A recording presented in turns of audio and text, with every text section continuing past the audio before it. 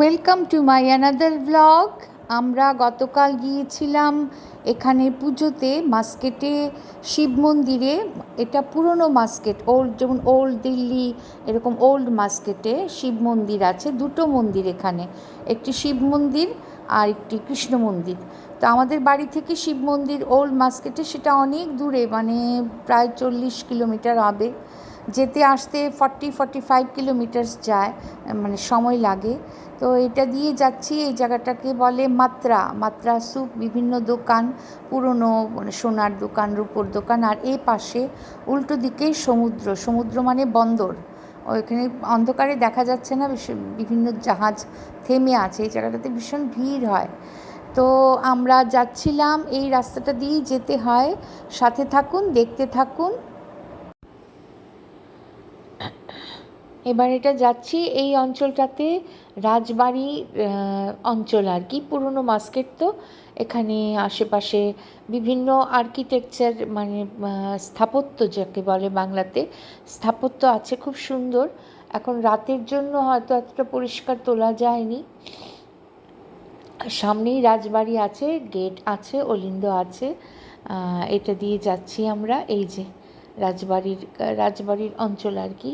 বিভিন্ন স্ট্রাকচারগুলো দেখুন, লম্বা বারান্দা, এটা লেখাই আছে বারান্দা। এই যে গেটটা দিয়ে সামনেই আছে রাজবাড়িটার ঠিক সামনে দিয়ে যাইনি আমরা। তো এটা হচ্ছে পুরনো, আমরা শিব টেম্পল যেতে এদিকে পড়ে। হ্যাঁ, এই যে এটার আশেপাশের সমস্ত, আর কি শান্ত নীরব। আপনি দিনের বেলায় যান কি রাতেই যা, অসম্ভব নীরব পাড়াটা। মানে কেউ বলবে রাস্তাতে একটা লোক নেই, এবং কখনো আপনি লোক দেখবেন না। টেম্পারেচার ভালো থাকলেও না, এখানে এত সভ্য দেশ, ছোট ছোট মসজিদ আশেপাশে সবসময় থাকে। আর মানে ভীষণ ভালো লাগে আমাদের। ওয়েদারটা আর একটু ঠান্ডা হলে এখানে চেয়ার নিয়ে গিয়ে বসে থাকবো। আমি বললাম কিছু গানের ভিডিও করব। তো দেখতে থাকুন।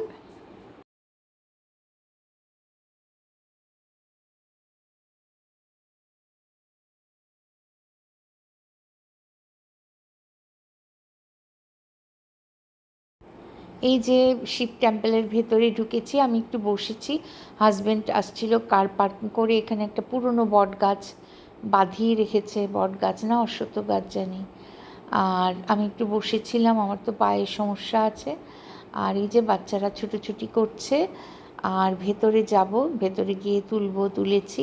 জাস্ট দর্শন করে প্রণাম করে চলে এসেছি, কারণ আমি বসতেও পারি না হাঁটু মুড়ে। এখানে মাদুর পাতা আছে, মহিলারা সবাই নিচে মাদুর, দুই একটাই চেয়ার আছে। আর জায়গাটা তো ছোট, বেশি বড় হল না। এখানে আর মানে অনেক লোকের ঠাসাঠাসি হলে, আমার পা কেউ মারিয়ে দিলে আমার পায়ের পাতাতেও ভীষণ প্রবলেম। তো এটা হবে। এই যে আমি আর আমার হাজব্যান্ড একটা কেটে রঙের স্বর্ণচুরি শাড়ি পরেছিলাম। 6-7 বছর আগে কেনা শাড়িটা, ব্লাউজ টাউজ বানিয়ে 7 বছর ধরে আলমারিতেই পড়েছিল। হ্যাঁ, এখানে অঞ্জলি হচ্ছিল রাতেও, আমরা আর অঞ্জলি দেইনি, আর কারণ এতটা শুদ্ধভাবেও যাইনি। আর ওই রকম মাননীয় আজকে যাব সন্ধ্যাবেলা রিহার্সালে। এখানে করেছি মিক্সড ভেজ। হ্যাঁ, মিক্সড ভেজ করেছি, আলু, কুমড়ো, বরবটি না বিনস আর ঢেঁড়স। আর এখানে করেছি কালো চানাটা হিং দিয়ে, আমচুর মশলা, চাট মশলা দিয়ে একটু সাঁতলেছি, একটু হিং ফোড়ন দিয়েছি তেলে, আমচুর মশলা, চাট মশলা দিয়ে, ওই অবাঙালিরা যেভাবে খায় এভাবে। তার মধ্যে ওই গোল আলুর দম করেছি পাশে। অনেকগুলো রান্না করেছি, চিড়ের পোলাও করেছি, হাজব্যান্ড অফিস থেকে আসবে বলে। এই যে চাট মশলা দেব। আর এখানে করেছি এই মশলাটা আর কি, আদা বাটা, জিরে বাটা, লঙ্কা গুঁড়ো। আর এগুলো গোটা গোটা নেব, সাথে কেটে সাথে ওপরে ছড়িয়ে দেব।